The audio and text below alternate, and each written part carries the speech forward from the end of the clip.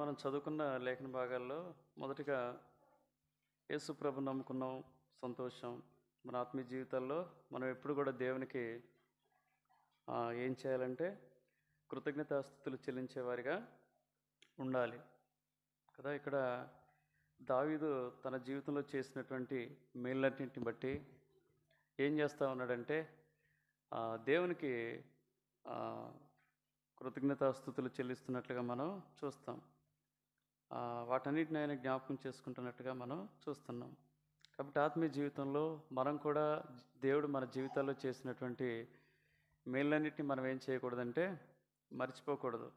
మర్చిపోకుండా వాటిని అన్నిటిని మనం జ్ఞాపకం చేసుకోవాలి, వాటిని మనం స్మరించుకోవాలి కూడా. ఇంకో చోట రాస్తాడు, ఇది దేవుని చిత్తమై ఉన్నదని అంటాడు కదా. తెస్సలోనికి రాసినటువంటి మొదటి పత్రికలో 5వ అధ్యాయం 16 నుంచి 18 వచనాలు కలిసి ఉంటాయి. అందులో గమనిస్తే మీరు అక్కడ మాట ఉపయోగించాడు. ఏ మాట ఉపయోగించాడంటే, ప్రతి విషయం నందును కృతజ్ఞతాస్తుతులు చెల్లించుడి, ఇలాగ చేయుట యేసుక్రీస్తునందు.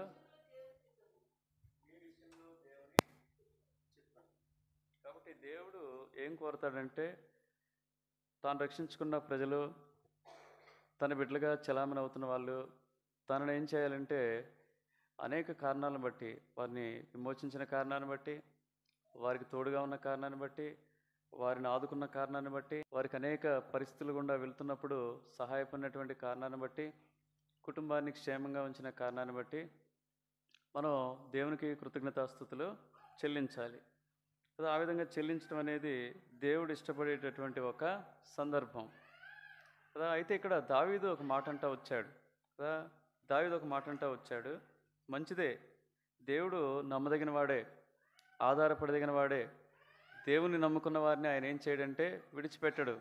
ఆయన కరుణాహస్తాన్ని తోడుగా ఉంచుతాడు, తన అదృశ్య హస్తాన్ని తోడుగా ఉంచుతాడు, వారిని కాపాడుతాడు, వారిని భద్రపరుస్తాడు. అందులో ఎలాంటి సందేహం లేదు. ఈ కుటుంబం పట్ల మరి ఇప్పటివరకు దేవుడు ఎంతో నమ్మదగిన వాడుగా ఉండి తన నమ్మకత్వాన్ని, మంచితనాన్ని మరొక పర్యాయం రుజువుపరిచినందుకే దేవుని ఎంతగానో ఈ కుటుంబం స్తుతిస్తూ ఉంది, ఆరాధిస్తూ ఉంది. ఎందుకు? మన దేవుడు ఎవరంటే నమ్మదగిన దేవుడు కాబట్టి. ఈ సమయంలో 48వ వచనంలో ఒక మాట మనం చదువుకున్నాం. నా దేవా, నీ చిత్తము నెరవేర్చుట నాకు సంతోషం. అయితే మనం దేవుని పట్ల కృతజ్ఞతా భావం కలిగి ఉంటాం, మంచిదే. దేవుని ఆరాధిస్తాం, మంచిదే. దేవుని స్తుతిస్తాం, మంచిదే. కానీ ప్రాముఖ్యమైనది ఏంటంటే, దేవుడు మనం ఎన్ని చేసినా సరే దేవుడు ఒకటే కోరతాడు. ఏంటంటే, ఇప్పుడు మనం కూడా తల్లిదండ్రులుగా, భౌతిక భూ సంబంధమైనటువంటి తల్లిదండ్రులుగా మనం ఏం చేస్తాం? మన పిల్లలు కోరమా? ఖచ్చితంగా కోరతాం. అవునా? వాళ్ళు చేస్తారు అన్నప్పుడు ఒకవేళ ఇవే సంగతులు ఇతరులు చెప్తారనుకోండి మీ బిడ్డల గురించి. ఒక భార్యని ఒక ఇంటర్వ్యూ చేసే వ్యక్తి అడుగుతూ వచ్చాడంట. ఏమడుగుతూ వచ్చాడంటే, మీరు ఇంత సంతోషంగా ఉన్నారు కదా, మీకు ఎవరంటే ఇష్టం అని అడిగితే అప్పుడు చెప్పిందంట, నేను ఇంత సంతోషం భర్త పట్ల ఏ విషయాన్ని బట్టి దాన్ని సంతోషంగా ఉన్నదంటే, భర్త ఏం చేస్తూ ఉన్నాడు. ప్రాముఖ్యంగా ఆత్మీయ సంగతుల పట్ల ఎవరైతే ఉంటారో, దావీదు విషయమై దావీదు ప్రవచనం చొప్పున దావీదు గురించి ఒక మాట్లాడుతూ వచ్చి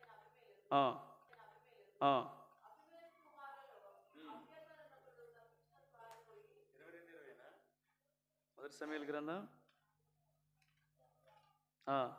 ఇష్టడనే ఉంటుంది కదా, అది చదవండి.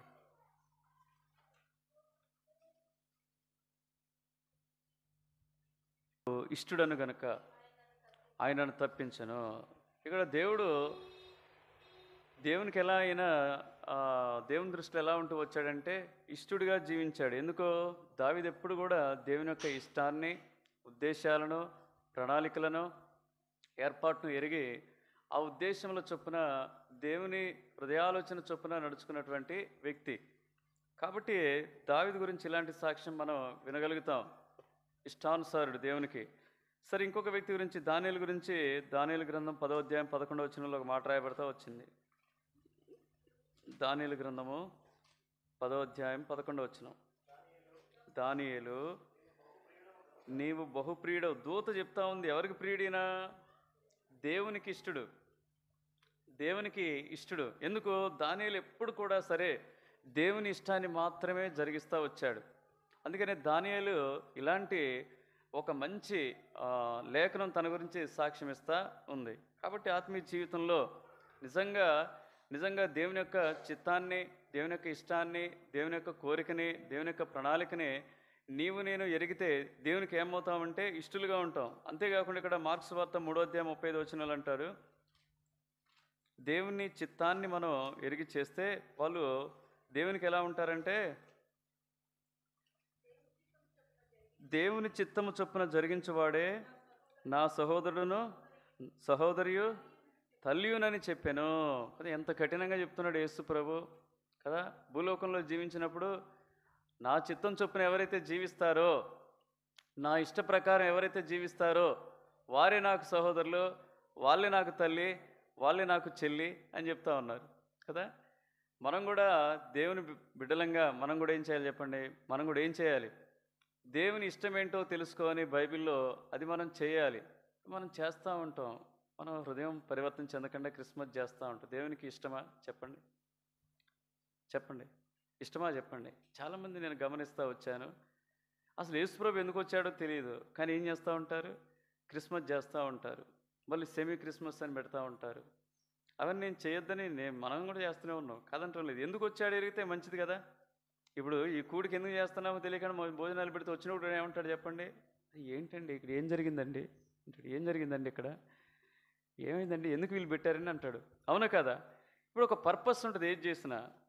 యేసు ప్రభు కూడా ఒక పర్పస్తో ఈ లోకానికి వచ్చాడు. ఆ పర్పస్ని ఆయన ఫుల్ఫిల్ చేశాడు కదా. నీ పట్ల నా పట్ల ఆయనకు ఒక పర్పస్ ఉంది. ఏంటి? ఉద్దేశం ఉంది. ఆయన ఉద్దేశం ఏంటో నువ్వు ఎరక్క అది ఆ ఉద్దేశాలన్నీ ఎక్కడున్నాయి?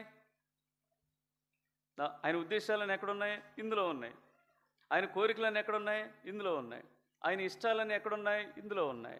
ఆయన చిత్తము ఎక్కడుందంటే ఇందులో ఉంది. కొంతమంది ఏం చేస్తూ వచ్చారంటే ఆయన ఉద్దేశాలతో అవసరం లేదు మాకు, ఆయన ఆలోచనలతో మాకు అవసరం లేదు, మాకు తోచిన భక్తే మేము చేస్తాం. ఎందుకు? మా అయ్యగారు చెప్పాడు.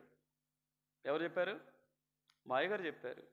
అంతే, మాకు ఇందులో ఏమన్నదో మాకు అవసరం లేదండి అని ఏం చేశారంటే కొంతమంది మత్తయి సువార్త 7వ అధ్యాయము వాళ్ళు ఇష్టానుసారంగా చేస్తూ వచ్చారు. తమ జీవితాల్లో భక్తి అయితే చేశారు, కానీ ఆ భక్తి ఎలా జరిగిందంటే ఆ భక్తి దేంతో ముడిపడిందంటే బైబిల్తో సంబంధం లేనటువంటి భక్తి, యేసుప్రభు యొక్క ఆలోచనలకు సంబంధం లేనటువంటి భక్తి, దేవుని యొక్క చిత్తానికి సంబంధం లేనటువంటి భక్తి చేస్తూ వచ్చారు. వీళ్ళు ఆఖరికి ఏమైపోతూ వచ్చారు? 21-22 వచనాలు. ప్రభువా ప్రభువా అని నన్ను పిలుచు ప్రతివాడును పరలోక రాజ్యంలో ప్రవేశింపడు గాని పరలోకమందున్న నాతో పాటు చదవండి. పరలోకమందున్న నా తండ్రి చిత్త ప్రకారము చేయువాడే ప్రవేశించును కదా. ఆ దినమందు అనేకులు నన్ను చూచి ప్రభువా ప్రభువా మేము నీ నామమున ప్రవచింపలేదా? నీ నామమున దయ్యములను వెలగొట్టలేదా? నీ నామమున అనేకమైన అద్భుతములు చేయలేదా అని చెప్పుదురు. అప్పుడు నేను మిమ్మును ఎన్నడూనూ ఎరుగను, అక్రమము చేయువార్లారా నా యొద్ద నుండి పొండని వారితో చెప్పుదును. ఎంత స్పష్టంగా బైబిల్లో, ఇది నా బైబిలా లేకపోతే అందరి బైబిలా? ఇది చెప్పండి. నా బైబిలా ఇది? నా బైబిల్ అయితే మీరు ఎటు చదువుతారు? కాదు, ఇది అందరికీ ఇచ్చినటువంటి బైబిల్. అందరి బైబిల్లో ఉన్నటువంటి మాటని చెప్పండి. 2 గుంపులు ఉన్నాయి. ఒక గుంపు ఏంటి? ఇందులో లేనివి చేస్తున్నారు. ఒక గుంపు ఇందులో లేని భక్తి చేస్తూ ఉన్నారు. ఇంకో గుంపు ఏంటి? ఇందులో ఉన్నవి చేస్తా ఉన్నారు. 2 గుంపులు అక్కడికి వచ్చినాయి. ఎక్కడికి వచ్చినాయి? తీర్పు దినాన్ని దగ్గరకు వచ్చి దేవుని దగ్గరకు వచ్చినాయి. ఒక గుంపు అంటుందంట, ఈ మామూలు చేశాను నేను, మామూలు భక్తి చేయలేదు నేను, ఎన్ని దాన ధర్మాలు చేశాను, ఎన్ని మంచి పనులు చేశాను, అయ్యగారితో ఎంత సంబంధం కలిగి ఉన్నాను నేను, ఎన్ని పాటలు పాడాను నేను. కానీ ఒక గుంపు చెప్తా ఉందంట, ఎన్ని అద్భుత ఆశ్చర్యకార్యాలు దేవుడు చేస్తారండి. దేవుడు ఎందుకు? అన్నిల్లో ఉద్యోగాలు రావట్లేదా? అన్నిలకు పిల్లలు పుట్టట్లేదా? చెప్పండి. అన్నిలు ఇల్లు కట్టుకోవటం లేదా? అన్నిలో ఆరోగ్యంతో ఉండటం లేదా? నీతిమంతుల మీద అనీతిమంతుల మీద కూడా దేవుడు ఏం చేస్తాడు? దేవుడు పక్షపాతి కాదు. అందరూ ఆయన బిడ్డలే, కానీ ఎరిగిన వారు కొంతమంది ఉన్నారు, ఎరగిన వారు కొంతమంది ఉన్నారు కదా. మరి ఇవన్నీ మరి అందరి జీవితాల్లో జరుగుతూనే ఉన్నాయి అద్భుత ఆశ్చర్య కార్యాలు కదా. ఇప్పుడు కొంతమంది అంటూనే ఉంటారు, అన్నీ ఒక హైందవ సహోదరి చెప్తా వచ్చాడు, 13 ఏళ్ళు బిడ్డలు పుట్టలేదు, ఆయన ఏదో భక్తి చేశారంట. ఎవరు పుట్టారంట అంటే దేవుడు అందరినీ కరుణిస్తానే ఉన్నాడు ఏదో ఒక రీతిగా, అవునా కాదా? కరుణించేది మాత్రం ఎవరంటే దేవుడే. ఇప్పుడు చాలామంది అనుకుంటున్నారు, నా కుటుంబం మంచిగా ఉంది కదా, నా కుటుంబం సంతోషంగా ఉంది కదా, అంటే ఇదంతా నేను చేసే భక్తిని బట్టే అనేటువంటి భ్రమలో ఉంటారు. ఈ గుంపు చేరింది. ఆ తర్వాత నిజమైన భక్తి చేసే గుంపు బాధలు, ఇబ్బందులు, సువార్త అంటే ఎట్లుంటాయి చెప్పండి? హ్యాపీ క్రిస్మస్, మెరీ క్రిస్మస్ చెప్పుకొని పోయేది కాదు సువార్త. నేను ఎవరు తిరుగుతాను రోడ్ల మీద, నాకు నవ్వొచ్చింది. ఒక సువార్త అని చెప్పరా, అది ఎందుకు వచ్చిందో యేసుప్రభు ఈ లోకానికి అది చెప్పట్లే. అది చెప్పకుండా క్యారల్ చేసుకుంటూ పోతా ఉన్నారు. నాకు బాధ కలిగింది. యేసుప్రభు గురించి చెప్పలేనటువంటి దుస్థితి కదా. సరే, అది పక్కన పెడితే ఈ రెండు గుంపుల్లో ఒక గుంపుని ఏమన్నాడు, వీళ్ళంతా నా ఇష్టం చొప్పున చేస్తూ వచ్చారు, వీరు ఎక్కడికి రావాలి? పరలోకానికి రండి రండి అని చెప్పేసి పరలోకాన్ని తీసిపోయాడు. ఈ గుంపు సంగతి ఏమన్నాడు, ఒక మాట ఇటు చూశాడు ప్రభు కదా, ఇటు తిప్పుంటాడు మొహం. ఎందుకు తిప్పుంటాడు? అక్రమం. ఎందుకో ఇందులో మీరు క్రమంగా నడుచుకోవాలి. ఇందులో నేను చెప్పాను, నా మనసు ఏంటో ఉంది, నా హృదయం ఏంటో ఉంది, నా బాధ ఏంటో ఉంది, నేను ఎందుకు వచ్చాను ఇదంతా రాయబడింది, మీరు దాన్ని ఏం చేస్తూ వచ్చారు? వినలేదు అని చెప్పేసి ఏం చేస్తారంటే తన చూపును కూడా, తన మొహాన్ని కూడా ఏం చేస్తారంటే ఇటు తిప్పుకుంటాడు. ఒకవేళ ఇంకా మంచిగా చేస్తే ఇంకో మేలేంటారండి, ఇలాంటి వాళ్ళందరినీ ఎక్కడ పంపుతాడు? 1 యోహాను 2వ అధ్యాయము 17వ వచనం. 1 యోహాను 2వ అధ్యాయము, లోకమును దాని ఆశయో గతించి పోచున్నవి కానీ దేవుని చిత్తమును జరిగించేవాడు నిరంతరం నిలుచును కదా. ఇక్కడ ఏం చేస్తా వచ్చాడు? ఇక్కడ మంచుకుంటాడు. ఈ లోకాన్ని వదిలిపెట్టిన తర్వాత దేవుని ఇష్టాన్ని, దేవుని కోరికని, దేవుని ఉద్దేశాలని నెరవేర్చినటువంటి వ్యక్తి దేవుని వద్దకు వెళ్ళిన తర్వాత కూడా బాగానే ఉంటాడు. మరి ఏమిటి దేవుని ఇష్టం? మరి ఏంటి దేవుని కోరిక? మరి దేంటి దేవుని చిత్తం మానవుని పట్ల అంటే, మనం అనుకునే మంచిగా బ్రతకాలి, మంచిదే. తర్వాత మనం సంతోషంగా ఉండాలి, దేవుని కోరిక, మంచిదే. మనం పిల్ల పాపలతో ఎలా ఉండాలి, క్షేమంగా ఉండాలి, మంచిదే. ఇవన్నీ బైబిల్లో రాయబడతా వచ్చాయి. కానీ నేను చెప్పేవి ఏంటంటే ఆత్మ సంబంధమైన నేను చెప్తా ఉన్నాను. ఏంటి దేవుని యొక్క కోరిక అంటే, మానవుని కొరకు దేవుడు వచ్చినటువంటి ముఖ్యమైనటువంటి ఉద్దేశాలు ఒక 4 చెప్తాను ఈ రాత్రి. ఎన్ని? ఒక 4 చెప్తా రండి.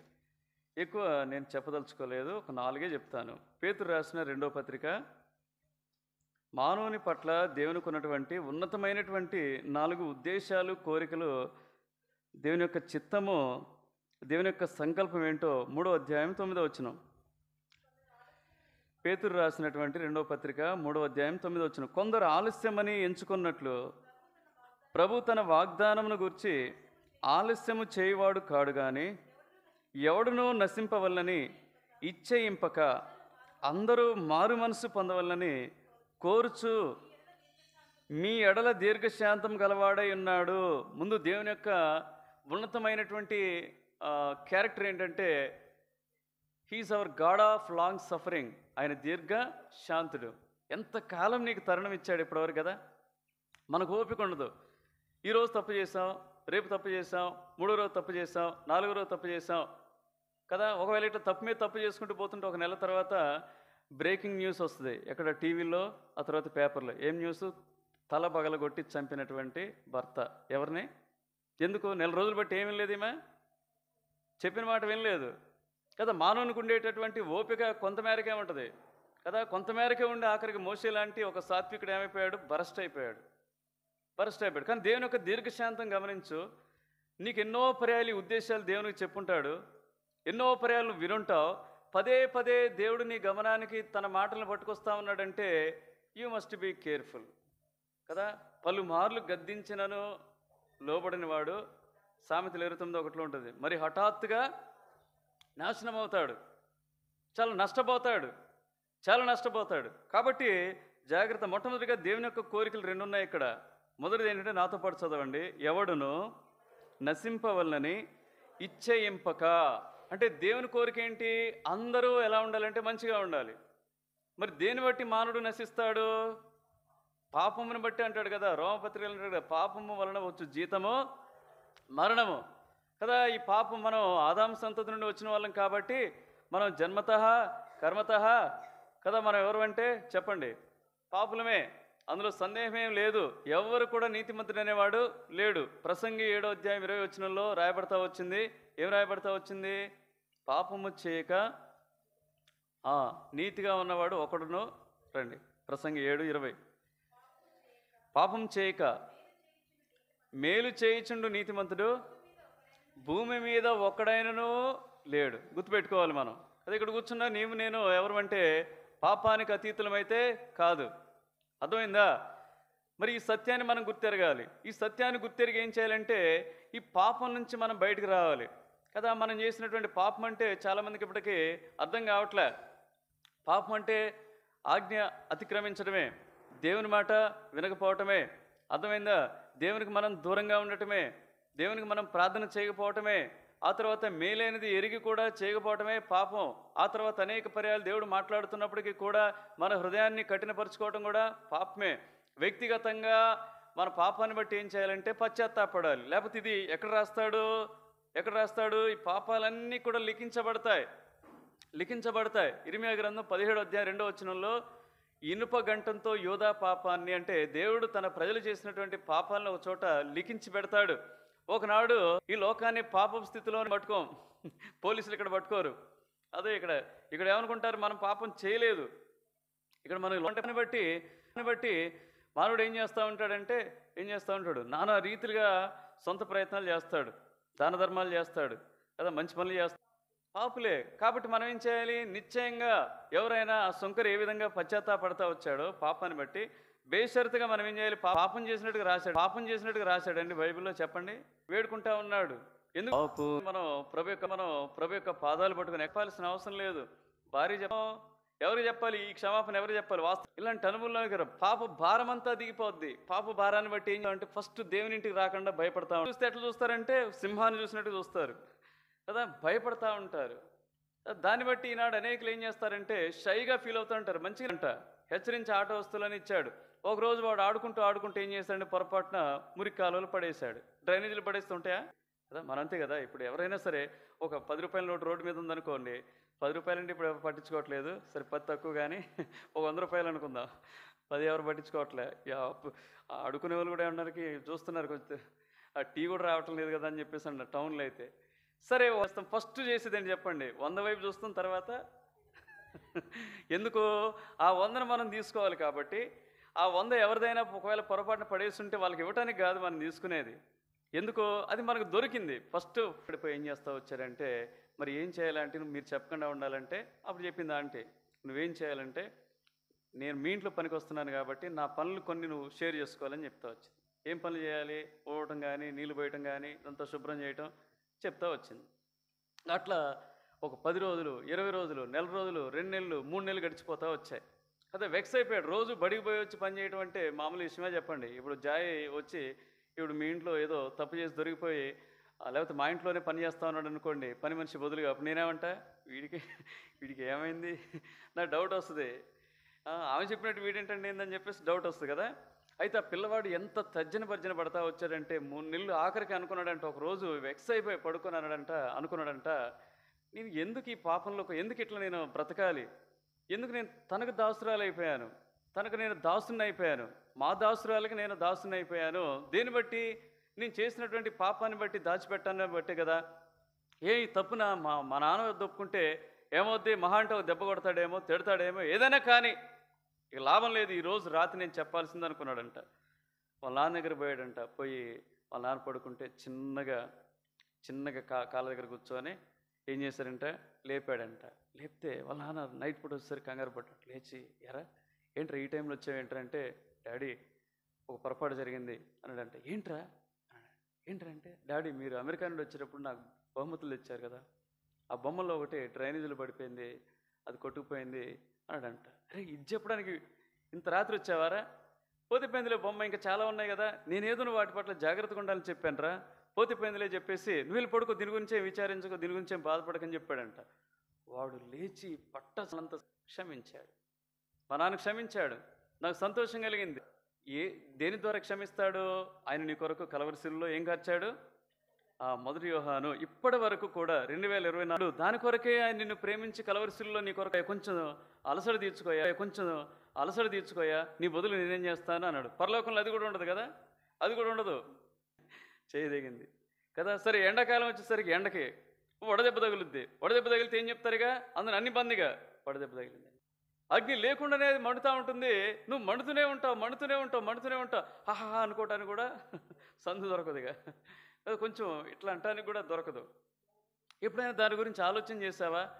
బైబిల్ 7వ వచనం, భక్తిహీనులు వ్యక్తిగతంగా నేను పలానా తేదీన పలానా రోజున నా పాపాన్ని బట్టి నేను పశ్చాత్తాపడ్డాను, ఏడ్చాను, చింతించాను, కలవరపడ్డాను, దిగులు పడ్డాను, వ్యాకులు పడ్డాను, కన్నీరు గార్చాను, ప్రభు పాదాల యొద్ద నా పాప స్థితిని అంతటినీ కూడా చెప్పుకొని ఏం చేస్తాను, ఒప్పుకొని వదిలిపెట్టాను అనే ఒక్క మాట నీ జీవితంలో నువ్వు చెప్పగలవా? ఆ రోజుందా నీ జీవితంలో? నేను చెప్పగలను, నా జీవితంలో ఉంది. నా జీవితంలో అలాంటి రోజు ఉంది, నేను చెప్పగలను. నువ్వు చెప్పగలవా? ఇలాంటి అనుభవం ఉన్నప్పుడు దాన్ని ఏమంటారంటే పాపక్షమాపణ. ఈ పాపక్షమాపణ నీవు పొందాలని దేవుని యొక్క కోరిక. ఆయన పట్టుకొచ్చింది ఏంటి ఈ లోకానికి? పరసంబంధమైన ప్రతి ఈవిని అన్నాడు. పరసంబంధమైన ప్రతి ఈవి అంటే అర్థం ఏంటి? అక్కడ మంచిగా ఏమి ఆకలి దప్పులు ఉండవు, ఏముండదో, అక్కడ మన్నా దొరుకుద్ది హాయిగా అనుకుంటా. పరసంబంధం అన్న ఈవులంటే నువ్వేమనుకుంటున్నావు? పరసంబంధం ఈవంటే ఇదే క్షమాపణ అనేటటువంటి ఆశీర్వాదం నువ్వు పొందుకోవాలి. రెండవదిగా ఇందులోనే రండి, 2 పేతురు పత్రిక 3వ అధ్యాయము 9వ వచనంలోనే అక్కడే రెండవ కోరిక కూడా ఉంది. అందరూ మారు మనసు పొందవాలని కోరుచు. అందరు తీశారు, దయచేసి నాతో పాటు చదవండి ఈ మాట. ఇది బైబిల్లోనివేనండి. దేవుని యొక్క రెండవ కోరిక ఏంటంటే, పేతురు రాసిన 2వ పత్రిక 3వ అధ్యాయము 9వ వచనం చివరి భాగంలో ఉంటుంది. నాతో పాటు చదవండి. అందరూ మారు మనస్సు పొందవలనని కోరుచు. దేవుని యొక్క కోరిక ఏంటి? మారు మనసు పొందాలని. అదే ఎవరు చెప్పలే కదా. ఇంతకు నేను ఒక ప్రశ్న వేస్తాను, నువ్వు వెళ్తున్నటువంటి మందిరంలో ఎన్ని పర్యాయాలు నీకు మారు మనసు గురించి చెప్పారు? నీ సేవకుడు ఎన్ని పర్యాయాలు నీకు మారు మనసు గురించి ప్రశ్నించాడు? చెప్పండి. ఎవరైనా ఏ సేవకుడని నిన్ను కలిసి వ్యక్తిగతంగా ఆర్ యు బోర్న్ అగైన్ అని అడిగాడా? చెప్పండి. నువ్వు తిరిగి జన్మించావా అని అడిగాడా? చెప్పండి. నువ్వు మారు మనసు పొందావా అని అడిగాడా? చెప్పండి కదా. అవసరం లేదండి. ఎందుకు? మేము మందిరానికి పోతున్నాం, మా దగ్గర బైబిల్ ఉంది, ఇదే కథ చెప్తా ఉంటారు. ఇదంతా ఈ స్టోరీ చెప్పొద్దండి. ఈ స్టోరీ చెప్పొద్దు. మాకు మందిరం ఉంది, మేము మందిరానికి పోతున్నాం, మేము చాలా కాలంగా పోతున్నాం, మేము ప్రార్థన చేస్తున్నాం, మేము ఆరాధన చేస్తున్నాం కదా. ఇంకేం చేస్తున్నాం? మేము కానుకలు ఇస్తున్నాం, మేము పాటలు పాడుతున్నాం. మాకేమున్నది ఇంకా? మాకు సంఘంలో సభ్యత్వం పరలోకంలో లేదు. వీళ్ళకి ఎక్కడుంది? ఇది ఆగిపోద్ది, మొత్తం ఇక్కడ ఆగిపోద్ది ఇది పొందపోతే కదా. నేను నా మాట కాదు. యోహాను సువార్త 3వ అధ్యాయం 3వ వచనం 5వ వచనంలో ఏం చెప్తా ఉంది? ఒకడు క్రొత్తగా జన్మించితేనే కానీ అని బైబిల్ చెప్తా ఉంది. పరలోక రాజ్యంలోనికి ఈ రాజ్యంలో ఉంటుంది, సంఘ సభ్యత్వంలో ఉంటుంది కదా. దానికి సభ్యత్వానికి డబ్బులు కడతాం, రుసుము కడతాం, ఆ రసీదు తెచ్చుకుంటాం, దాచిపెట్టుకుంటాం కదా. సమాధులు కూడా రసీదు తెచ్చుకుంటాం, దాచిపెట్టుకుంటాం, అన్ని తెచ్చుకుంటాం, రాసి పెట్టుకుంటాం. అవసరమైతే వీలైతే బల్లలు కూడా పేర్లు రాసుకుంటాం, లేకపోతే మన స్థలాన్ని కూడా పేరు రాసుకుంటాం. అంతా అయిపోద్ది. కానీ ఇక్కడ బాగానే ఉంది, అన్ని రికార్డులో ఉంది. కానీ అక్కడ జీవగ్రంథం విప్పి చూడగా వారి పేర్లు కనపడలేదంట. కనపడవు కదా. మారు మనసు పొందకపోతే ఇదేనయ్యా. మారు మనసు గురించి బైబిల్లో 57 పర్యాయాలు రాయబడతా వచ్చింది. పాత నిబంధనలో 2 సార్లు, క్రొత్త నిబంధనలో 55 సార్లు రాయబడతా వచ్చింది కదా. 55 మొత్తం మీద 57 సార్లు రాయబడతా వచ్చిందంటే it must be very very very very very very important thing. అందుకని భక్త్ సింగ్ గారు ఎవరిని కలిసినా అడిగేది, హెబ్రోను సంఘంలో ఉన్న వాళ్ళే ప్రాముఖ్యంగా దేని గురించి చెప్తారు చెప్పండి? దేని గురించి చెప్తారు చెప్పండి? మారు మనసు గురించి చెప్తారు. కొంత బై గాడ్స్ గ్రేస్ ఈ మధ్య మిగతా వాళ్ళు కూడా చెప్తా ఉన్నారు కొంతమంది. సంతోషం కదా. భక్త్ సింగ్ గారు ఎవరిని అడిగినా సరే, ఒకసారి ఆస్ట్రేలియాను కెనడా దేశానికి పోతే ఒక ఆయన వచ్చాడంట. భక్త్ సింగ్ గారి బోధల ద్వారా ఆయన మాట్లాడుతుండగా, ఆయన బోధిస్తుండగా ఆయన ఎంతో మంత్రముగ్ధుడైపోయి తనకి ఏదైనా చేయాలని కోరికతో ఒకనాడు ఏం పట్టుకొచ్చాడంట? కారు పట్టుకొచ్చాడు. కారు పట్టుకొచ్చి భక్త్ సింగ్ గారికి ఆ కారు తాళాలు ఇచ్చి ఏమన్నాడంట? This is for you, it's my gift to you అన్నాడంట. ఇది నీ కొరకే, ఇది నా కానుకండి, మీరు ప్లీజ్ తీసుకోండి అన్నారంట. అంటే భక్త్ సింగ్ గారు ఒకటే మాట అన్నాడంట. ఏమన్నారంట? సరే మంచిదే, ఇట్స్ గుడ్. ఆయన ఏమంట ఫస్ట్ అనేదంట మంచిదే. కానీ ఆర్ యూ బోర్న్ అగైన్ అడిగాడంట. ఐఎమ్ క్రిస్టియన్ అని చెప్తున్నాడు. ఆయన ఏం చెప్తున్నాడంట, I'm a Christian, I have star in my home. కదా, మా ఇంట్లో ఏముంది, స్టార్ పెట్టుకున్నాం. మేము క్రైస్తవులం. మా పేర్లు ఏంటో తెలుసా? Myself Benjamin, my wife Mary అన్నాడంట. నా పేరు బెంజమిన్, మా ఆవిడ పేరు even though are you born again అన్నాడంట. సరే, అయినప్పటికీ కూడా మీరు తిరిగి జన్మించారా అన్నాడంట. మళ్ళీ ఏం చెప్తానంట, I work in the church, నేను చర్చిలో పనిచేస్తాను. ఐ హ్యావ్ మెంబర్షిప్, నాకు మెంబర్షిప్ ఉంది అన్నాడంట. I'm elder, I'm one of the elders in the church అన్నాడంట. Okay, that's good, that's good, are you born again అన్నాడంట. మళ్ళీ ఇదే చెప్తా ఉన్నాడు. ఆఖరికి వెక్స్ అయిపోయి I don't know what is born again అన్నాడంట. Please keep this key with you అన్నాడంట. Unless you born again I won't accept such kind of gifts అన్నాడంట. నువ్వు తిరిగి జన్మించకపోతే దేవుని కొరకు నీకేం కాదు. దేవుడు ఎవరు చెప్పండి? ధనవంతుడండి, కుబేరుడండి, బుద్ధి జ్ఞాన సర్వ సంపదలు ఆయన యందు ఉన్నవండి. ఆయన కొరత ఏంటి చెప్పండి? మానవుడు తన స్వరూపంలోనికి రావాలండి. ఆయన కొరత ఏంటి? మానవుని యొక్క హృదయంలో తనకు చోటు ఇవ్వాలని ఆయన కొరత. నువ్వేమో ఆయన కొరత తీరుస్తానంటున్నావు కదా. అట్లా పెట్టి సంతోషించగలమా? అదే ఏమంటాడు చెప్పండి? సౌలు అదే అనుకుంటాడు కదా. ఏమనుకుంటాడు? నేను ఎంత మంచి పని చేస్తున్నాను తెలుసా? సమూయేలు రాకముందే ఏం చేస్తున్నాను చెప్పండి? పనులు, ఐఎమ్ డూయింగ్ గుడ్ థింగ్ అనుకుంటాడు కదా. సమూయేలు వచ్చామంటాడు చెప్పండి, నీ బల్లు పట్ల ఆయన సంతోషం లేదండి, నువ్విచ్చే కానుకల పట్ల ఆయన సంతోషం లేదండి. ఆయన మాట వినుట శ్రేష్టం అంటాడు. ఆయన మాట వింటే చాలు. ఆయన మాట ఏం చెప్తున్నాడంటే, ఇక్కడ ఏం చెప్తున్నాడు? అందరూ మారు మనస్సు పొందాలని. అది పొందట్లే. ఎన్ని పర్యాలు నీ హృదయాన్ని ఏం చేస్తున్నావు? కఠినపరుచుకుంటున్నావు. ఎఫ్ఎస్సీ పత్రిక 4వ అధ్యాయం 18-19 వచనాల్లో ఎన్ని పర్యాలు చెప్పినా సరే హృదయాలను ఏం చేస్తూ ఉంటున్నారు? కఠినపరుచుకుంటూ ఉంటున్నారు. వారైతే అంధకారమైన మనసు కలవారై తమ హృదయ కాఠిన్యము వలన తమలోనున్న అజ్ఞానం చేత దేవుని వలన కలుగు జీవంలో నుండి వేరుపరచబడిన వారై తమ మనస్సు కలిగిన వ్యర్థత అనుసరించి నడుచుకొనుచున్నారు. వారు సిగ్గులేని వారయుండి నానా విధములైన అపవిత్రతను అత్యాశతో జరిగించుటకు తమను తామే కాముకత్వమునకు అప్పగించుకొనిరి. భయంకరమైన మాటలు రాస్తా వచ్చాడు ఇక్కడ.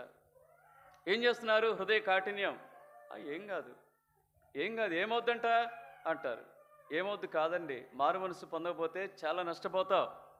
ఇది లేకపోతే పరలోక రాజ్యంలోనికి నీకు ప్రవేశం అనేది దొరకదు, గుర్తుపెట్టుకో కదా. క్రైస్తుడని చెప్పుకుంటున్నావు, పేరు మార్చుకున్నావు, మందిరానికి వెళ్ళావు, కానుకలు ఇస్తున్నావు, బైబిల్ చదువుతున్నావు, ఇప్పటికి అవే సీరియళ్ళు కదా, అవే సీరియల్, అవే సినిమాలు, అవే బూతులు, అవే అలవాట్లు కదా.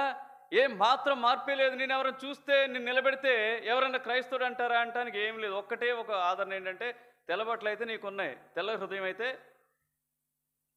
లేదు. తెల్లబట్టలు అయితే వేసుకుంటున్నావు, పేర్లు అయితే మార్చుకుంటున్నావు. యేసు ప్రభు కోరేది అది కాదండి. యేసు ప్రభు నమ్ముకున్న తర్వాత ప్రాముఖ్యంగా మన నడత, మన ఆలోచనలో, మన మాటలో ఇవన్నీ కూడా రూపాంతరపరచబడాలి. ఏమంటాడు? రోమపత్రిక 12వ అధ్యాయం 2వ వచనంలో, మీరు రూపాంతరము ఈ లోక మర్యాదను వద్దండి, లోకంలో ఉన్నవేం వద్దు అని చెప్తాడు. మీరు ఈ లోక మర్యాదను అనుసరింపక ఉత్తమమును అనుకూలమును సంపూర్ణమునై ఉన్న దేవుని చిత్తమేదో పరీక్షించి తెలుసుకున్నట్లు మీ మనస్సు మారి నూతన మగుట వలన రూపాంతరం పొందిడి కదా. క్రైస్తవులు అనబడే వాళ్ళు ఎలా ఉండాలండి చెప్పండి? ఎలా ఉండాలి చెప్పండి? మన జీవితాలు ఇతరులకు ఎలా ఉండాలంటే ఆదర్శప్రాయంగా ఉండాలి. వాళ్ళు చూస్తానాలి, అరే ఏంటండి ఎలా మారిపోయారండి, ఏంటంటే వీళ్ళ మాటలు ఎలా ఉన్నాయి ఏంటండి, వీళ్ళ ప్రవర్తన ఏంటండి విచిత్రంగా ఉంది, వీరి బ్రతుకుల్లో చూడండి ఎంత వెలుగున్నదో, వాళ్ళు దేవుని మాటను ఏం చేయరంటే ఎంత మాత్రం తప్పి ప్రవర్తించరు. నీ గురించి నా గురించి ఎప్పుడైతే చెప్తారో అప్పుడు నీవు నేనేం పొందినట్లు దేవుడు మార్చగలడండి. యేసుకేలు గ్రంథము అది అంటాడు అనమాట.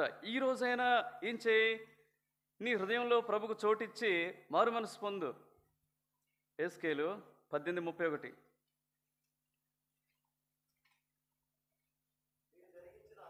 మీరు జరిగించిన అక్రమ క్రియలన్నింటినీ విడిచి నూతన హృదయమును నూతన బుద్ధియు తెచ్చుకొనుడి. చాలు. దేవుని యొక్క కోరిక ఏంటో తెలుసా? చాలు, ఇక ఆపే అవన్నీ.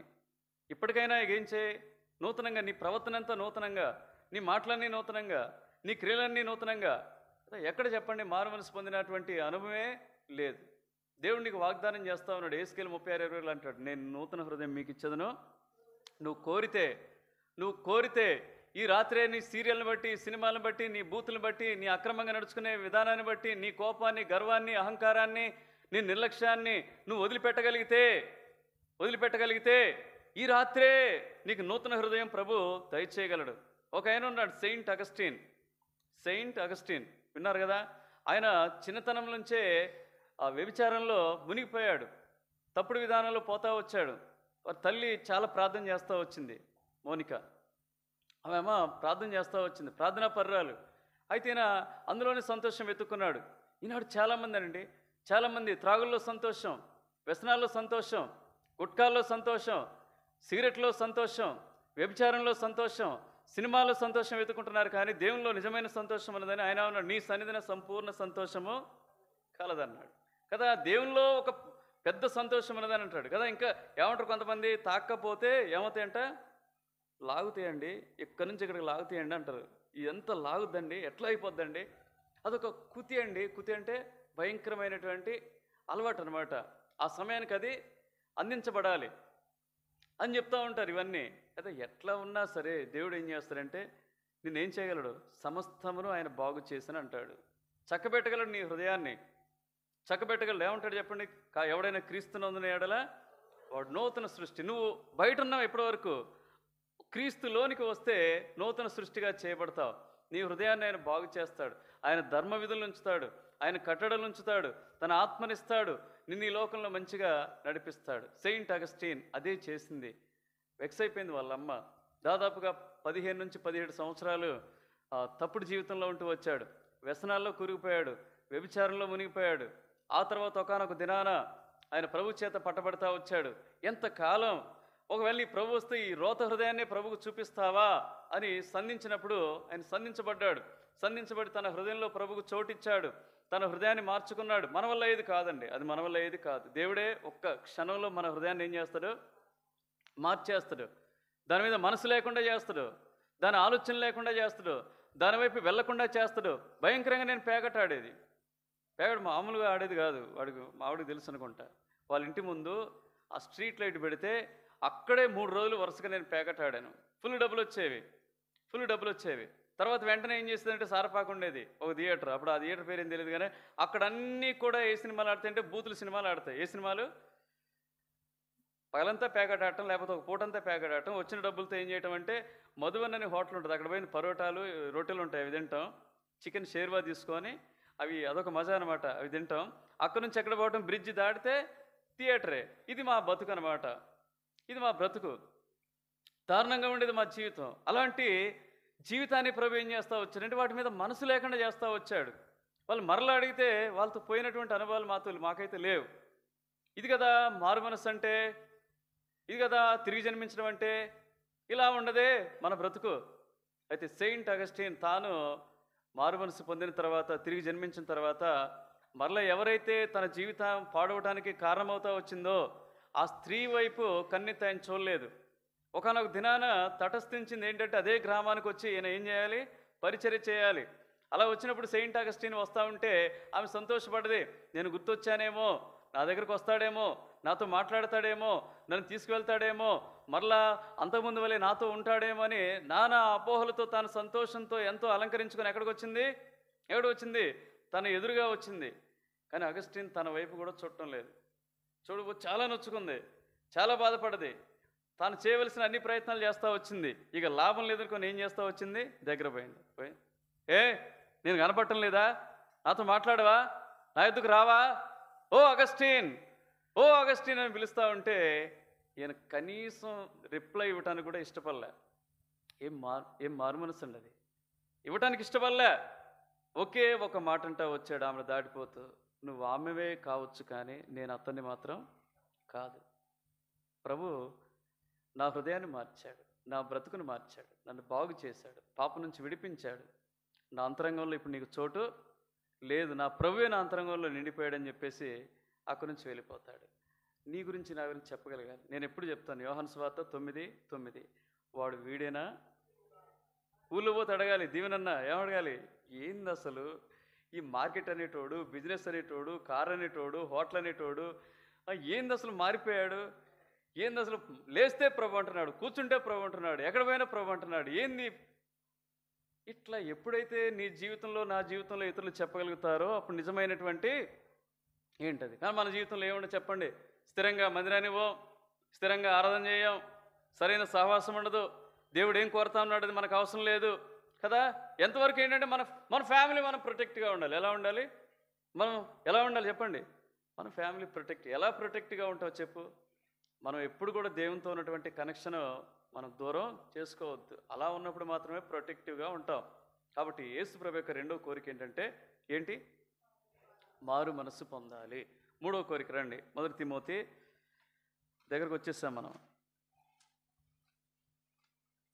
1 తిమోతి 2వ అధ్యాయము 4వ వచనం. నాతో పాటు చదవండి. మనుషులందరూ రక్షణ పొంది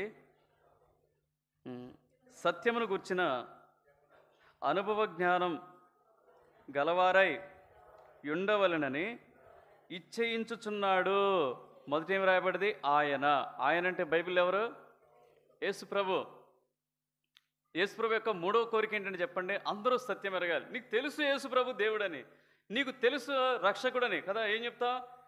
ఇదిగో మహా సంతోషకరమైనటువంటి వార్త, నేడు దావీదు పట్టణమందు మన కొరకు. ఆ రక్షణే పొందలే నువ్వు. మళ్ళీ రక్షకుడు ఎందుకు వచ్చాడో నీకు తెలియదు కదా. ఎందుకు వచ్చాడంటే మా కొరకు వచ్చాడండి, బెదల కొరకు వచ్చాడండి కదా. చాలామంది ఏం చేస్తారు చెప్పండి కదా. మనల్ని బట్టి ఏం చేస్తారంటే దుకాణాలు ఏమైపోయాయి ఇప్పుడు? క్రిస్మస్కి దుకాణాలు ఏంటండి కదా. క్రిస్మస్కి ఏం చేయాలి చెప్పండి? హృదయంలో ఏం చేయాలి? అది పట్టరాని సంతోషం. ఎందుకు? క్రీస్తు నా జీవితంలోకి వచ్చి నన్ను మార్చాడు, నా బ్రతుకును మార్చాడు, నేను రూపాంతరపరచబడతా ఉన్నాను, ఆయన స్వరూపంలోని దినదినం ఎదుగుతా ఉన్నాను కదా. అనేకుల్ని ప్రభు నడిపిస్తా ఉన్నాను, నేనే ఒక నక్షత్రంగా ఉన్నాను కదా. చిన్నదాని వల్లే నేనే ఒక నక్షత్రంగా ఉన్నాను. దానియేలు 12:3 అంటాడు, ఎవరైతే తప్పుదారిలో ఉన్న వారిని తప్పిస్తారో వారు ఎలా ఉంటారు దేవుని దృష్టిలో? నక్షత్రాలుగా ఉంటారు. పాపంలో ఉన్న వారిని ఎవరైతే ప్రభు తీసుకొస్తారో వారు నక్షత్రాలు కదా. ఆ నక్షత్రాలను వదిలిపెట్టి ఈనాడు మనం ఏం చేస్తున్నాం? కృత్రిమమైనటువంటి నక్షత్రాన్ని ఇంట్లో పెట్టుకుంటున్నాం కదా. ఆయన ఎందుకు వచ్చాడో కూడా తెలియదు.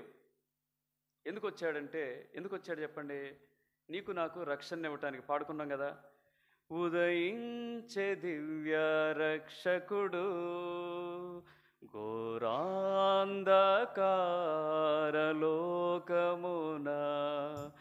మహిమా క్రీస్తు ఉదయించెను, రక్షణ వెలుగు నీయను, రక్షణ వెలుగు నీయను, ఉదయించే దివ్య రక్షకుడు.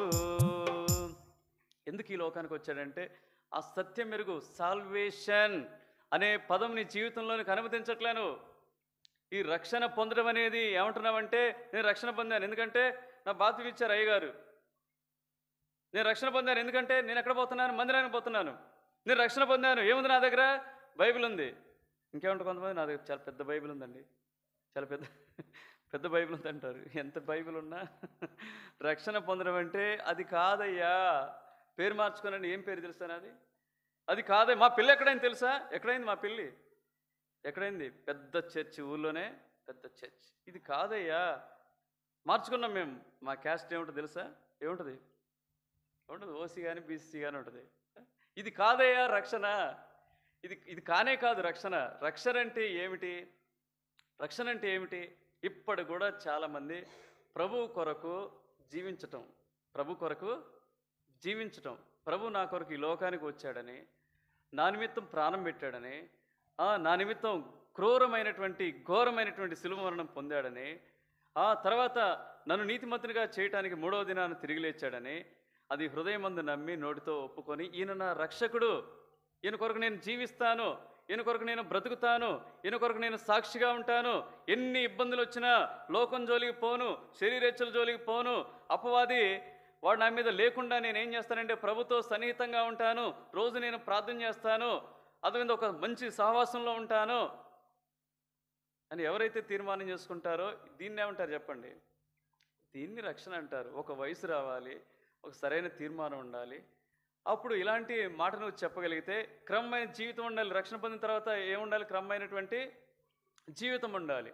అలా ఉన్నప్పుడు నువ్వు రక్షణ పొందినట్లు, ఈ రక్షణ పొందిన వారు ఒకనాడు ఈ లోకాన్ని వదిలిపెడితే ఈ లోకంలో ఎలా ఉంటారంటే చెప్పనాశక్యమో మహిమాయుక్తమైన సంతోషం గలవారై ఉంటారు. ఈ లోకాన్ని విడిచిపెడితే కూడా భయం ఉండదు వాళ్ళకి.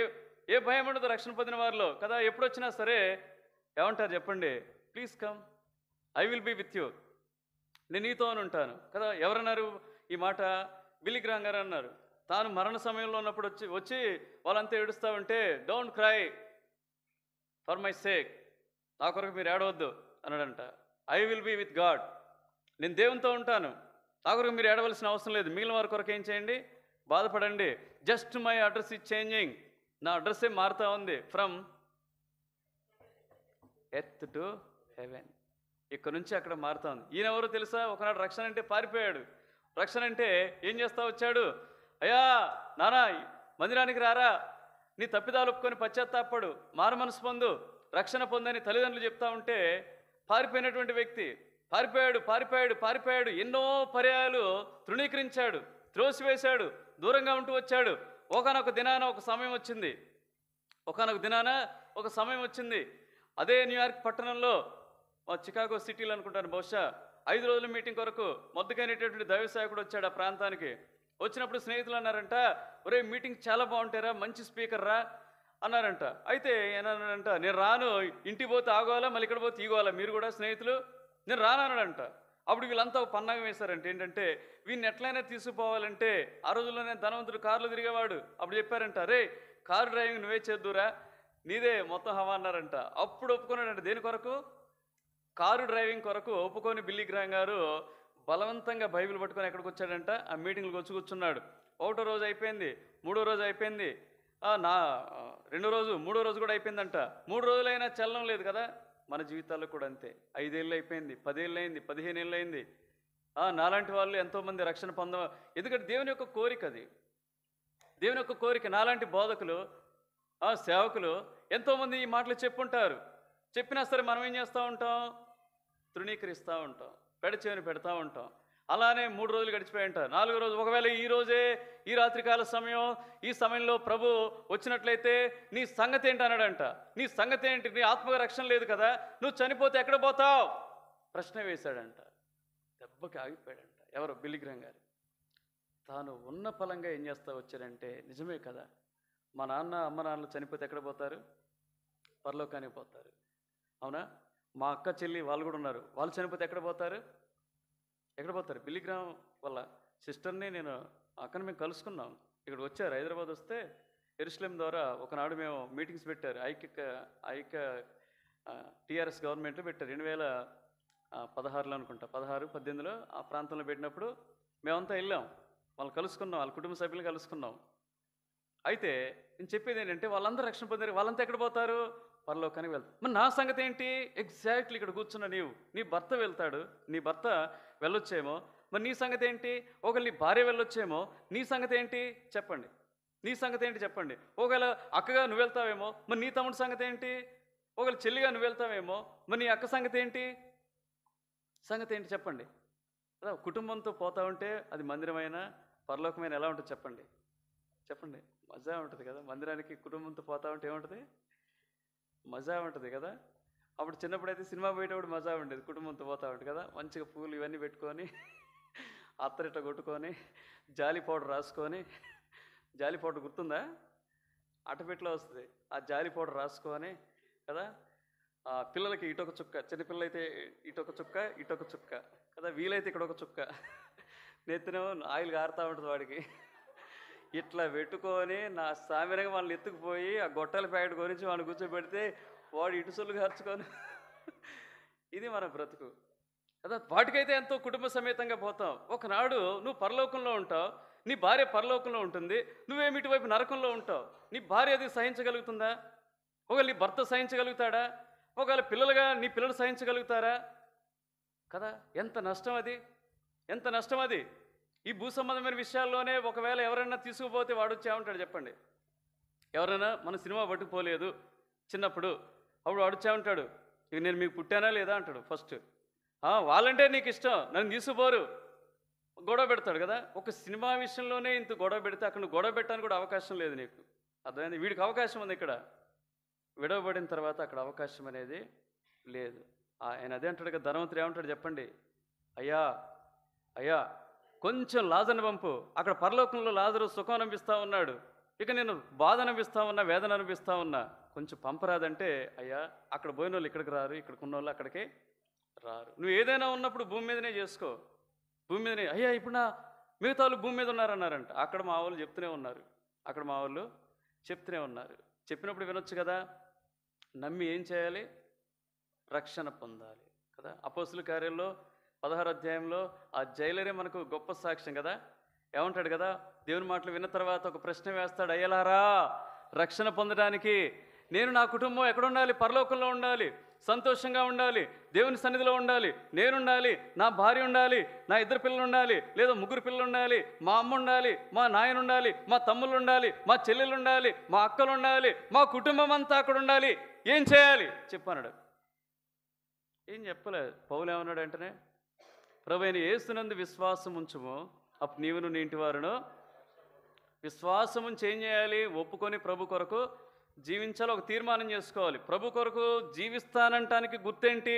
రండి, 4వది దేవుని యొక్క చిత్తం. చివరిది లూకా సువార్త 7వ అధ్యాయం 30 వచనం. ఏమిటి? లూకా సువార్త 7వ అధ్యాయం 30 వచనం. పరిసయ్యులను ధర్మశాస్త్రోపదేశకులను అతని చేత బాప్తిస్మము పొందక తమ విషయమైన దేవుని సంకల్పమును, దేవుని సంకల్పం ఏంటి చెప్పండి? ఏ మనుషుడైనా ఏం పొందాలి చెప్పండి? ఎప్పుడు పొందాలి బాప్తిజం? ఎవరైతే రక్షణ పొందుతారో, ఎవరైతే మారుమనసు పొందుతారో వారు బాప్తిజం పొందాలి. ఇది దేవుని యొక్క 4వ కోరిక కదా. అప్పుడు ఆ జైలర్ ఏం చేస్తా వచ్చాడు చెప్పండి? అయ్యా నేను నమ్ముతున్నాను కరెక్టే, నాకు ఏంటి ఆధారం? ఎలా దీన్ని దృఢపరచగలను? ఎలా దీన్ని నాకు నిరూపణ ఏంటి చెప్పండి? ఇది ఎట్లా మీరు ధృవీకరిస్తారు చెప్పండి? నాకు ఆధారం ఏంటి చెప్పండి రక్షణ పొందిన అంటానికంటే అప్పుడు ఏమన్నారు చెప్పండి? మీ ఇంటి వారందరినీ పట్టుకొచ్చేయించే. యేసుప్రభు మీ కొరకు చనిపోయాడు, నమ్ముతున్నారా? నమ్ముతున్నావయ్యా. మీ కొరకు సమాధి చేయబడ్డా, నమ్ముతున్నారా? నమ్ముతున్నావయ్యా. మీ కొరకు తిరిగి లేచాడు, నమ్ముతున్నారా? నమ్ముతున్నావయ్యా. మరి యేసుప్రభు నమ్ముకొని నిజమైన రక్షణ పొందిన వాళ్ళకి బాధలు వస్తాయా? ఏం కాదయ్యా. ఇబ్బందులు వస్తాయి, ఏం కాదయ్యా. మరి అప్పుడేం చేయి? నీ రక్షణను దృఢపరచడానికి, ధృవీకరించడానికి ఏం చేయి? బాప్తిజం. అప్పుడే ఆ కుటుంబం అంతా ఏమైంది? అపోస్తుల కార్యాలు 16వ అధ్యాయము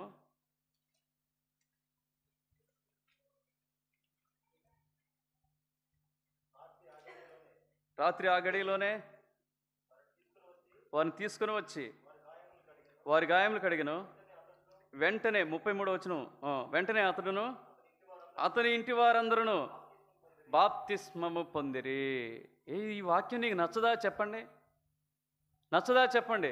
నాకు చిన్నప్పుడు ఇచ్చారంటావు, మాయ గారు ఇచ్చారంటావు, నేను అక్కడే ఇచ్చాను కాబట్టి అక్కడికి పోతానంటావు.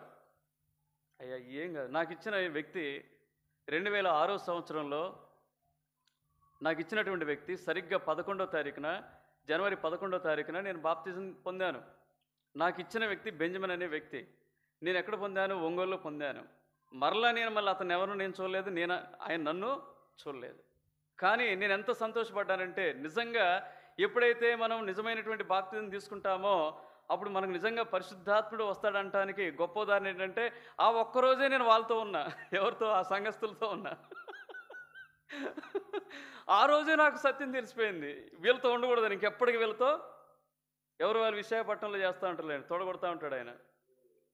ఇప్పుడు కూడా వాళ్ళు అంతే, జ్ఞానం ఎక్కిస్తూ ఉంటారు మనకి. జ్ఞానం ఎక్కించి చంపుతూ ఉంటారు మనుషుల్ని కదా. జ్ఞానం ఎక్కించి చంపుతూ ఉంటారు. ఇంకా నేను మళ్ళీ ఎప్పుడు కూడా ఆ రోజే తీర్మానం చేసుకున్నానండి, మళ్ళీ ఎప్పుడు వీళ్ళ జీవితంలో వీళ్ళ దగ్గరికి మళ్ళీ నిజమైన బాప్తిజం అయితే ఎవరు వస్తారు?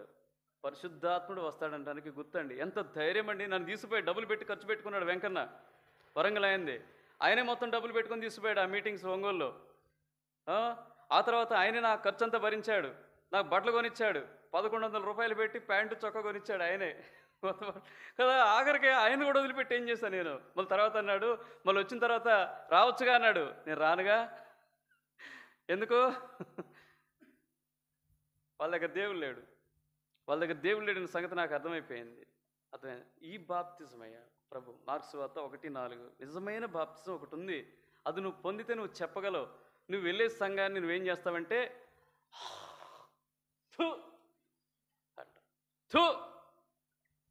ఆ బాప్తిజం నువ్వు పొందితే, అది పొందకనే ఏం చేస్తున్నా? పరిశుద్ధాత్మ లేడు కాబట్టి ఏం చేస్తున్నా? గుడ్డోడు ఇంకో గుడ్డోడికి ఏం చేయలేడు? దారి చెప్పలేడు. ఇద్దరు గుడ్డోలు వేసి ఎక్కడ పడతారంట? గుంటలో పడతారు. గుడ్డోడు. మార్క్స్ వార్త 1:4 చదవండి. బాప్తిస్మమిచ్చు యోహాను అరణ్యంలో ఉండి పాపక్షమాపణ నిమిత్తము మారు మనస్సు విషయమైన బాప్తిస్మము ప్రకటించుచు వచ్చాను. ఏ బాప్తిజం పొందాలి? అమ్మ, అక్క, చెల్లి, పాపక్షమాపణ నిమిత్తం, మారు మనస్సు నిమిత్తం, రక్షణ తీర్మాన నిమిత్తం ఏం పొందాలి? బాప్తిజం పొందాలి. రండి, ఇంకొక చోట రాయబడతా వచ్చింది. అపోస్తుల కార్యాలు 19వ అధ్యాయము. ఇది దేవుని యొక్క కోరిక. 4వ వచనం. అందుకు పౌలు, యోహాను తన వెనుక వచ్చువాని యందు అనగా యేసునందు విశ్వాసం ఉంచవలనని ప్రజలతో చెప్పుచు మారు మనస్సు విషయమైన బాప్తిజం ఇచ్చినని చెప్పాను. ఇచ్చేటోడికి సిగ్గులేదు, తీసుకునేటి మనకు కూడా ఈనాడు సిగ్గులేదు కదా.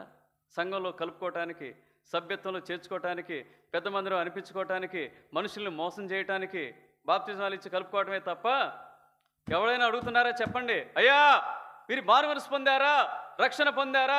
ప్రభు కొరకు ఎన్నో ఆటంకాలు వస్తే జీవించగలుగుతారా? అప్పులు ఏమైనా ఉన్నాయా? ఎవరైనా మోసగించారా? ఎవరితో అసమాధానం ఉందా? ఎవడు అడగడు. రండి రండి రండి, మీరు వస్తే మీకేమిస్తాం? బట్టలు ఇస్తాం. బాప్తిజం తీసుకుంటారా? మీరు ఏమైపోతారు? మా దగ్గర ఏమైపోతారు? ఇక్కడ అయిపోతారు, కానీ అక్కడ ఉండరు. ఇక్కడ కలుస్తారు సంఘంలో, అక్కడ పరలోక సంఘంలో కలవరు. గుర్తుపెట్టుకోండి. ఇది యేసు ప్రభు యొక్క మనసు కదా. ఒక భర్త తన భార్య మనసెరిగి ప్రవర్తిస్తే భర్త ఏం చేస్తాడు చెప్పండి? భార్య ఏం చేస్తాడు చెప్పండి? నేను అడిగిన ప్రశ్న అర్థమైందా? ఒక భర్త భార్య మనసు ఎరిగి ప్రవర్తిస్తే అప్పుడు ఆ భార్య ఏం చేస్తే భర్తను బట్టి సంతోషం. ఇప్పుడు నేను అదే ప్రశ్న వేస్తాను. దేవుని యొక్క మనసును వెరిగి ప్రవర్తిస్తే దేవుడు ఎంత సంతోషపడతాడు? ఎంత సంతోషపడతాడు చెప్పండి? మరి దేవుని మనసు ఏంటి? దేవుని యొక్క కోరిక ఏంటి? దేవుని యొక్క ఉద్దేశం, later remaining things don't bother about it. He will take care of your family. తర్వాత సంగతిలో ఆయన చూస్తాడు. ముందు ఏం చేయాలి? క్రైస్తవుడుగా చెప్పుకున్నటువంటి వాడు ఈ 4 ఏం చేయాలి చెప్పండి? సీరియస్గా తీసుకోవాలి. ఇవి నిజంగా పొందితే అప్పుడు ఏమన్నా చెప్పండి? అప్పుడు చెప్పు ఇట్లాను, ఐఎమ్ ఏ క్రిస్టియన్ అని చెప్పు. లేకపోతే అంతకాలం ఎలా ఉంటావు చెప్పు? నామినల్గా ఉంటావు. ఇప్పటికే సంవత్సరాలు దొర్లిపోయాయి, గడిచిపోయాయి. ఇందులో ఉన్నవే నేను చెప్తున్నాను, ఎక్కడివి కావు. ఇందులో ఉన్నవే నేను చెప్పేది. కాబట్టి రాత్రికాలం ఒక తీర్మానం చేసుకో. ప్రభు నిన్ను వెలిగించాలని, నేను రక్షించుకోవాలని, నేను తన బిడ్డగా సొత్తుగా చేసుకోవాలని అనేక పర్యాయాలు నీ వెంట పడతా ఉన్నాడు. ఒక్క మాట చదువుకొని ముగించుకుంటాను. 143వ కీర్తన 10వ వచనం. ఒక్క తీర్మానం చేసుకో ఈ రాత్రికాలం. ప్రభువా, నీ ఉద్దేశాలు నాకు స్పష్టంగా చెప్పావు, నీ ఆలోచనలు నాకు స్పష్టంగా చూపించావు, నీ సంకల్పాలు నాకు తెలుసు, అర్థమైపోయినాయి. నువ్వు ఇందుకొరకు ఈ లోకానికి వచ్చావు, నాకు ఇప్పుడు నీ గ్రహింపులోనికి వచ్చింది. నేను ఇప్పుడు ఒక్క మాట నేను ఒక్క ప్రార్థన నేను చేస్తాను. ఏం ప్రార్థన? 143వ కీర్తన 10వ వచనం. నీవే నా దేవుడవు, నీ చిత్తానుసారంగా ప్రవర్తించుటకు నాకు నేను ఒప్పుకుంటున్నాను. ఈ క్షణమే పాపాలు ఒప్పుకొని వదిలిపెడతా ఉన్నాను. ఈ క్షణమే నా హృదయాన్ని మార్చుకోవాలని ఇష్టపడతా ఉన్నాను. ఈ క్షణమే రక్షణ తీర్మానం చేసుకుంటాను. వెంటనే నేనేం చేస్తానంటే బాప్తిజం పొంది నేను సంతోషపెడతాను. బాప్తిజం, నిజమైన బాప్తిజం పొందితే నీ జీవితంలో, క్రైస్తవ జీవితం ఎలా ఉంటుందంటే ఆహా మజానే వేరు. దాన్ని అనుభవించలేకపోతున్నావంటే ఈ 4 సరిగ్గా నీ జీవితంలో జరగలే. జరుగుంటే ఏం చేస్తావు చెప్పండి? సహవాసాన్ని విడిచిపెట్టావు, సంఘాన్ని విడిచిపెట్టావు, బైబిల్ చదువుకోకుండా ఉండలేం, దేవుని పని చేయకుండా ఉండలేం. అర్థమైందా? దేవుని కొరకు సాక్షిగా ఉండటానికి ఏమాత్రం సంకోచం చెందాం. దేవుని స్వార్థ ప్రకటించడానికి కూడా ఏం చేయం? సందేహించము. ఇవి 4 కరెక్ట్ జరిగితే ఏమవుతుంది చెప్పండి? దేవుడు ఏం చేస్తాడు చెప్పండి? ఒక వెపన్గా చేస్తాడు వాళ్ళని. ఒక సాధనంగా, ఒక పనిముట్టుగా, ఒక ఆయుధంగా చేసుకుని ఈ లోకంలో ఏం చేస్తాడు చెప్పండి? వెలుగ్గా ఉంచాడు. మీరు ఈ లోకమునకు వెలుగై ఉన్నారు అంటాడు. వారు వెలుగుగా ఉంటారండి. ఎంతకాలం చీకటిగా ఉంటావు చెప్పు. చీకటి ఏం చేస్తుంది చెప్పండి? నీ జీవితాన్ని ఒకనాడు ఏం చేస్తాయి? నరకానికి పట్టుకుపోతాయి. కాబట్టి ఈ మాటలు ఎందుకు జాగ్రత్త కలిగి మీరు ఉండాలని ప్రభు పేరిట మనవి చేస్తాం.